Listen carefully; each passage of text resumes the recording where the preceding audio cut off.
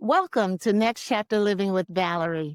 This is where women approaching 60 and beyond finally get the mic, the space, and the permission to tell the truth about who we are becoming. This podcast exists for one reason: to give real women a voice, a safe space, a platform to speak the things we carried for some decades, and to share the wisdom that only comes from life, real curves in the road, and real transformation. Our voice will not only help us, it will help you to know that we got you. We got you. Now, if you're new here, well, we're new here, and this is our first podcast. And we are excited. I'm Valarie R. Brooks. And over the years, through being a real estate broker, business owner, serving over 2,000 family, building businesses, and my training as a transformational certified trainer and behavior specialist, real estate, my passion. Building businesses, my strategy, coaching, my purpose. But this, creating a space for women approaching 60 and beyond, y'all, this is my assignment. This is unplanned, and God dropped it into my lap. And y'all know, when God speaks, we better listen, because we don't want him knocking us over, right? When God speaks, you better listen, even if he whispers. Let me give you a quick insight to what goes on inside our community. It's beautiful in there, y'all. Approaching 60 plus women are growing. We are healing. We are laughing, and we're building our next chapter with intention. And if you're listening today, consider this your invitation. Come join us. Come sit with women who get it or want to get it. Again, this podcast exists for one reason: to give women like us, like you, like me, real women, a voice. So join our YouTube channel, Next Chapter Living with Valarie. And once you go there, it'll lead you to the link. Our conversation today is caretaking. Caretaking is one of those roles you don't sign up for. It just shows up quietly, and in one blink of an eye, it becomes your life. Before you even realize it, it's there. I know this chapter personally. For 3 years, my sister and I cared for our mother. I handled the emotional and the mental paperwork, the decisions and the advocacy, the coaching my mother every night, making her aware that we would never leave her side, while my sister and my brother-in-law handled the daily physical care. And it was more in my mind, and I would feel guilty that they were carrying the load. And after one of the many heart-to-heart conversations, we both knew that we were a team, and a good team at that. So this conversation is going to help you guys. Caretaking, again, it touches your heart, it touches your soul, it touches your identity, your strength, your patience, and your spirit. Caretaking changes you in ways you don't expect. It surprises you. And today, I'm honored to sit down with two incredible women who know that journey well. We have Wanda Brown, who is a member of our community, and I'm happy to have her. And she has cared for her high school sweetheart husband for 7 years. I witnessed their meeting, their love, and their bond. Wanda brings us a live experience that will bless somebody today. Welcome to our first podcast, Wanda. Thank you, Valarie. Thank you for having me. We also have Annetta Ford, who is a member of our community as well. Annetta says, I'm about to enter this next chapter, and it most definitely will not be an end. It will be a beginning. And Annetta has walked a completely different caretaking path. She cared for her mother for 9 years until her passing. Annetta brings a sharp voice. Her insight is powerful. Different stories, same courage, same grit, same quiet strength so many women carry, and without applause. My hope is that you listen, you feel seen, you feel understood, you feel supported, and reminded that you are not walking this chapter alone. Welcome aboard, Annetta Ford. Thank you, Valarie. Thanks for having me today. I'm so happy to have you. Let's start the conversation. I want to start with Annetta. Annetta, what was the most that you knew your mother needed in a new way, not as her daughter, but as a caretaker? Thank you for that question, Valarie. I think the moment that I knew that it was switching from daughter care to caretaker care was when I understood what the symptoms were that I was seeing. She had not yet been diagnosed with Alzheimer's and Okay. dementia, but the signs started before the diagnosis, and we knew something was wrong and that a little bit more care was needed. What was the most part of watching your mother's decline? Oh my goodness. I think the most painful part was when I made the realization that I was going to lose her twice. The first time that I was going to lose her was going to be when she didn't know who I was anymore. And knowing that only came from educating myself about the disease. So I knew that there was going to come a point that she didn't know who I was. And so that was going to be very painful. But then the second time would be when I lost her to the disease, Mm. and nothing would replace that. What would you say to our audience that could lighten the load of caretaking? Or is there a lighter load? I think there could be. I think that oftentimes when whether it be a spouse, a sibling, or a parent, good friend, people who we know, people who we are around every day and we understand their mannerisms.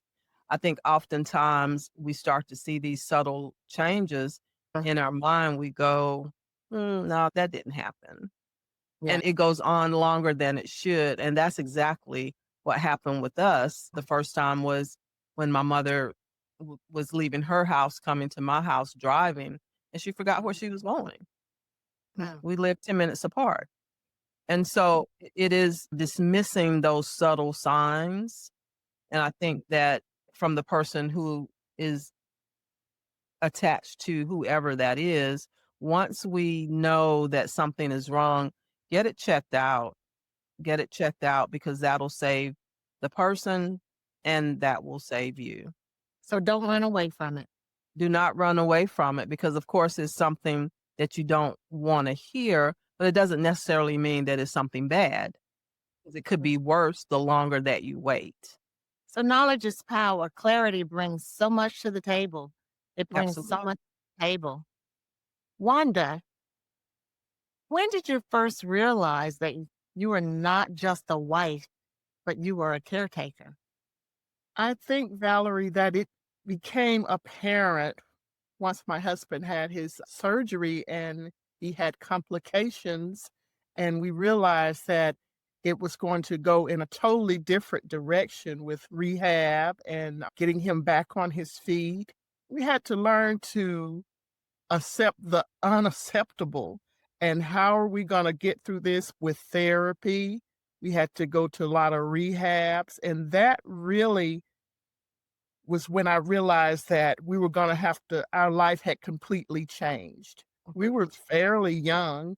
We thought we still had a lot of living to do, but so we had to just pivot and figure out how we could keep him in a safe place and get him rehabbed and get him back on his feet. Tell me some of the organizations that you had to call upon to assist you guys that the audience may not know about, because I know you personally and I know that you are a very resourceful woman. So we'll share that. Some of us may not know of some of the resources that you may have used. Sure, Valerie. Of course, we had to go into rehab. I found out that in every state in the United States, there is a Department of Aging with your Department of Human Services, and they Mhm. can supply you with all kind of resources to come in and help you. My biggest draw was that I needed help, and I had to learn to ask for help. And there are a lot of organizations. One organization that I found surprising was ARP. They Yes. have a wealth of resources. That's how I found the caregiver that comes in and assists me around the house with my husband because I didn't want to burn out and I knew I needed help. So the help is out there, and there are all types of therapy groups, caregiving, the support groups. You need to talk some of this stuff out with other people. There are therapy groups for people with Alzheimer's, caring for Alzheimer's and dementia patients. You'd be surprised information you can get in those groups and the support. That brings me to a lot of realizations. I didn't know about ARP. Did you, Annette? Did you know about ARP and their resources? I did because I used them as well. Okay. What about the Department of Aging? The Department of Aging I knew about, but I did not contact throughout my journey, AARP, and it was the Alzheimer's Association of Eastern Carolina because they are located in Charlotte. Yeah. So I want to share with the audience, you've just heard so many nuggets as it relates to the resources that you may have and the help that you can get. But Wanda made one crucial statement that she said, you have to ask for help. And I know for a fact, and I'm just going to say it out loud, Black women, we're labeled with this label of being a strong person, a strong woman. I want to encourage you not to wear that as a badge of honor because it is not a badge of honor. Asking for help is a badge of honor. Letting people know your vulnerability and your needs is not a weakness, it's a strength. Now, I have another question for you, Wanda. Actually, I'd like for both of you to answer this question. Let me read it. Have you ever battled guilt, resentment, or grief? How do you cope with those emotions? You want to go Uh, first, uh, Wanda? Yeah, I think I'll go first on that one. Handled a change in our life from this injury and the way we lived from day to day. Handled it just like a person that would go through the cycles of grief because I grieved the life we had before we had to start living like this. Just up and going on vacation. And now it takes a lot of planning. We can still do it, can be done, but it's done a whole lot different. I went through anger, the denial, the resentment, and even envious of other people that can still do things that I can't do. Just being honest, it's like a vicious cycle and it just keeps going around and around. But Yeah. I've learned to deal with that too by getting in some therapy for myself because it is daunting. And you feel oftentimes feel unseen. At this stage of life, we can really feel unseen because if anyone out there that has not walked the walk, I can truly say it is not relatable until you walk that walk. So we're trying to give nuggets, we're trying to give information, and we're trying to let women know that are approaching 60 and beyond, we're here for resort and we have your back. This is why this community was formed. And I just think this is an incredible conversation. I'm going to ask you to answer that question for us. Sure. So, absolutely, during the caregiving journey that I had with my mother, especially in the beginning, when I wasn't settled into that role and I didn't know exactly what I was facing, it was almost like building the plane while it's flying.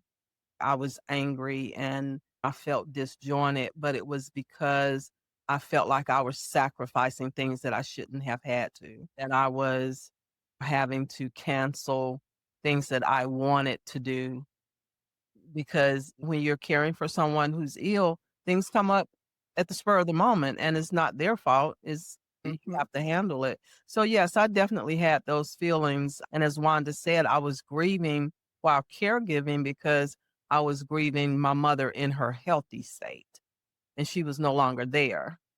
And so all those range of emotions did occur. But to Wanda's point, I acknowledged and realized, hey, I need some help. Oh, I understand that so much. Take care of yourself. How did you take care of yourself while taking care of her? Did I, you get around to that? yeah, I'm laughing now because I can look back on it and I can laugh. So that's a blessing.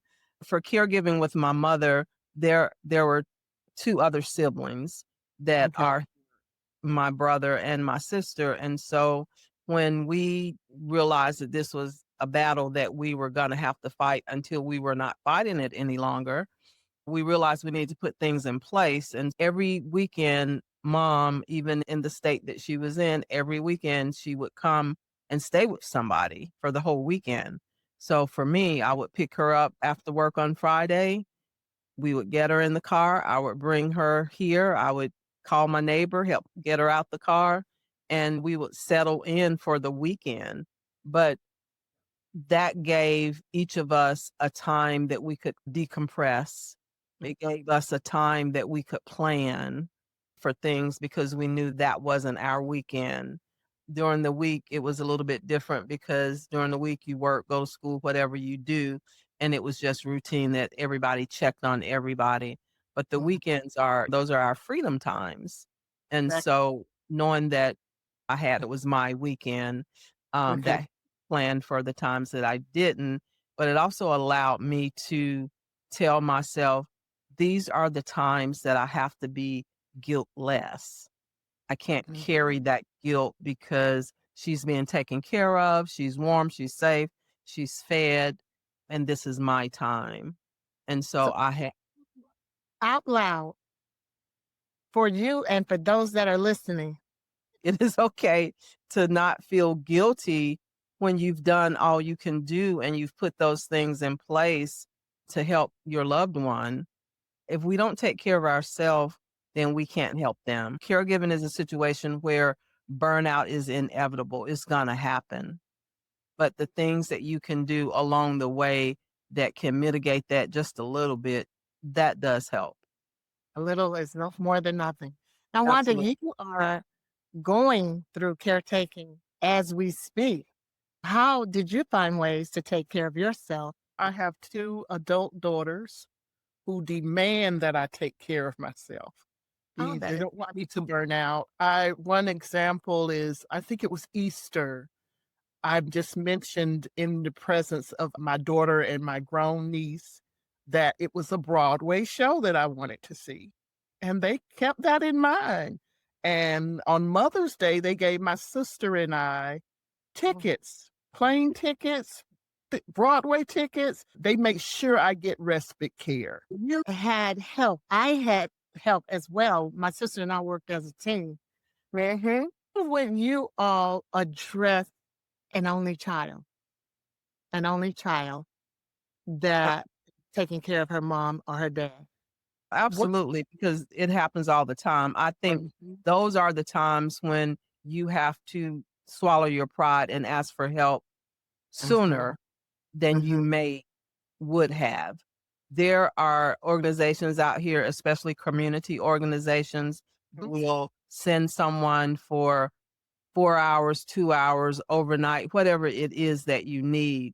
And that is mhm. also why it is very important to know what the benefits are as far as medical for your loved ones so that you know what's covered, so that the things, because we don't like to talk about finances, but we have to know the things that they had in place before they got ill.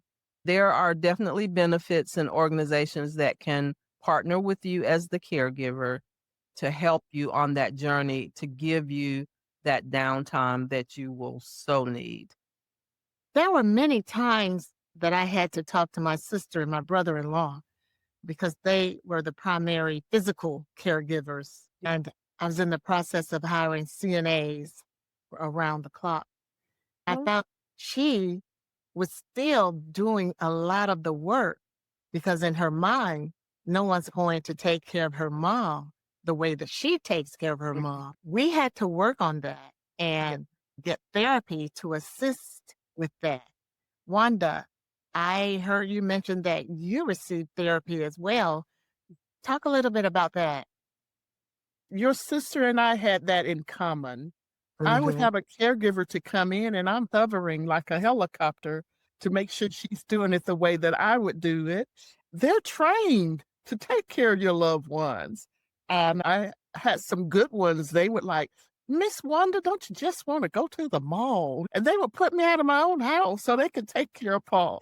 That helped. And I had to have therapy for that, to not hover and think that I'm the only one that can care for him. My therapist said, I want you to take this trip to New York. I don't want you to call him while you're gone because the girls have assured you he's going to be okay. And I Mm, did. And my sister and I had a ball. No, so, that is great. but you have to learn to do that. Right. I've been with him since I was 14, 15. We've been through every decade together. When you realize 4 plus 4 equals 8, and so does 3 plus 5. I had to learn that as a business owner. No one could run my business like me. And I Right. realized that if I wanted freedom, I had to trust. I had to trust. And I think, again, with strong Black women, quote unquote, strong Black women, and I Mhm. have issues with trust as it relates to our loved ones. And maybe Mhm.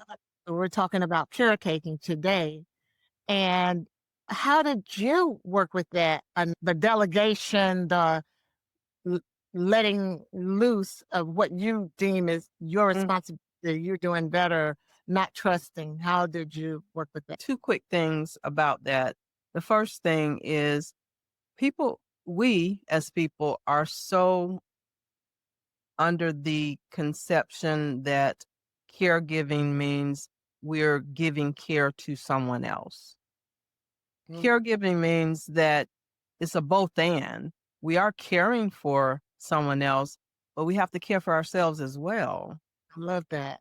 And so it becomes a part of, or it can become a part of your routine. And granted, the things that Wanda and I are talking about here today, these are things that we learned along the way. I know for me, I didn't start out going that this is the way that it should have, could have gone.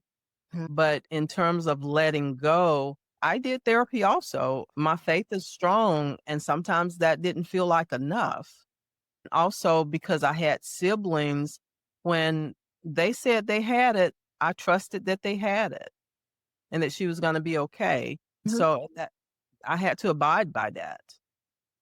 That's great news to hear and great news to share. This is a great segue from what you just said. What's one thing you wish you had known at the beginning of your journey? I wish I had known how much power I really did carry, and that was the power to ask for help, the power to endure the caregiving journey, the power to let go when it Mhm. needed to happen. I think the biggest of those was the power to ask for help. And at the That- beginning of the journey, I thought that my job was to receive all the information and then mhm. disseminate the information and caregive, go away and caregive. So much good information for the soul. I always say macaroni and cheese for the soul. That's some good macaroni and cheese for the soul. I think we're giving so much information. I've even learned more today, and I've been in the middle of it. What message, Wanda, do you want to give other daughters, other wives, mothers, children, whomever that are in the throes of caregiving, especially the ones that feel alone? Because I know for a fact it's a lonely feeling. It's a lonely feeling. To just be honest with yourself and show yourself some grace because it's different every day. It could change from minute to minute, hour to hour. It's just never the same. Just be able to show yourself some grace and admit to yourself sometimes this is a lot. I can't do this today. And be honest with yourself. I heard enough is enough. Mm, Did you say that? I think what would be a great way to bottle that is enough is enough. I am enough. I'm enough, and I need to give myself, as you said, grace. 'Cause mhm. I'm doing the best that I can. Mm. Absolutely. I think that would be a wonderful way to look at it. I am so impressed with the nuggets that we're giving. I am I'm just enamored. I just love this. What do you wish friends, family, and even healthcare providers knew about that you witness and do not hear about much? I wish that when the caregiver, whether that is a family member or whoever it is, I wish that they would address the patient and not the caregiver, because Alzheimer's, my journey was Alzheimer's and dementia, but even at that diagnosis, there are stages to that. And for many of the beginning stages, she was still there and she could still answer. But I found that when I would take her to appointments, that they would always address me because I seemed like the one in charge when she's sitting right here. So it occurred to me that if I was feeling like they were dismissing her, then what must she feel? That bothered me a lot. That went to the point that when I would take her to appointments and they would ask me questions, I would say, "She's sitting right here." Mm. Yeah, That is some great advice because I remember feeling the same way. yeah. Amazing. Again, different path, different caretaking, caretakers, but same grief, same hard work, same effort. Wanda, if you could speak to every caretaker listening, what is the one sentence they need to hear right now? I'm going to ask you another the same way. And if whomever comes up with the answer to that, the one sentence that need to hear right now. Valerie, I would just have to go back to ask for help. Okay. I think that's a great sentence. Mm, That needs to be, what is that, drilled inside. Because, Mhm, and it's the small things, the small things. I had my church to just do a meal train where mhm. everybody bought a meal for 2 weeks for dinner. That meant so much to me when I was in the throes of it. I didn't ask for it. So, what about you, Anetta? What sentence do you think they need to hear right now? I would say to those folks that are caregivers, love your loved ones by loving yourself. Mhm. Love your loved ones by showing love to yourself, because you're going to do everything you can over and beyond your power to make sure that your loved one is cared for and warm and fed and has all the things that they need. But then if we don't turn around and turn that mirror on ourselves, then the next day everybody's going to start the day exhausted. And it's okay to show yourself that kindness and that love. I think we've shared some good advice. I really thank you ladies for taking the time out of your busy schedule to share with others, but that's what we do in our community. Am I right? That's right. Yes, absolutely. That's right. I love our community. It's small right now. We just started, it's growing, but I know that we are going to make impact. As a matter of fact, I know we made impact today.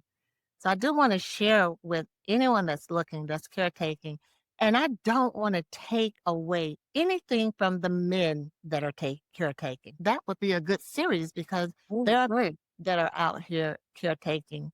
So I think that may be something we need to address. Yeah. I want to tell the audience that we address many things. We address finances for those that are approaching 60 and beyond, technology, mental health, mental doubt, transformation. What else do we address, guys? Just about it. Determination. Doubt and determination. Mhm. We had a great series on that. I want to share with you all that if you're interested in joining the community, again, just go to our YouTube channel. It's very new, but it's very exciting. And if you feel that you want to join, just tap into the community and peek around and see, does it fit you? Does it answer some of your needs? Because our aim is to answer every need that we find within our community, which inside of our community, those are the needs that real women outside of the community have in our community. We're about sharing and we're about receiving, and it's okay to receive. My name is Valarie R. Brooks, and I'm so excited about our first podcast. I hope those of you that are viewing will tune in to the mini podcast that we're going to have from this day forward. Ladies, thank you again. Thank you again.